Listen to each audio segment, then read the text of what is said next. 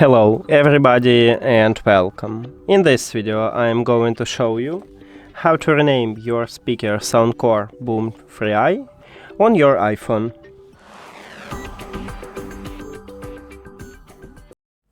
You have to start by open settings and then go to the Bluetooth. At the device list, click the information icon near to your speaker. And at the first line we have the name, so tap at this line. Right here you can write the best one for you. Let's say I wanna add this text,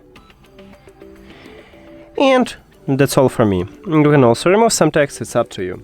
So the most important is to click done at the right bottom.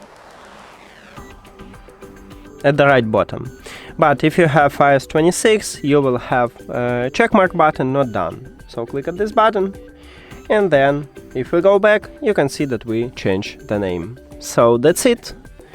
Thank you for watching this video. If you found it helpful, please consider subscribing to the channel and leave the like on the video. See you later!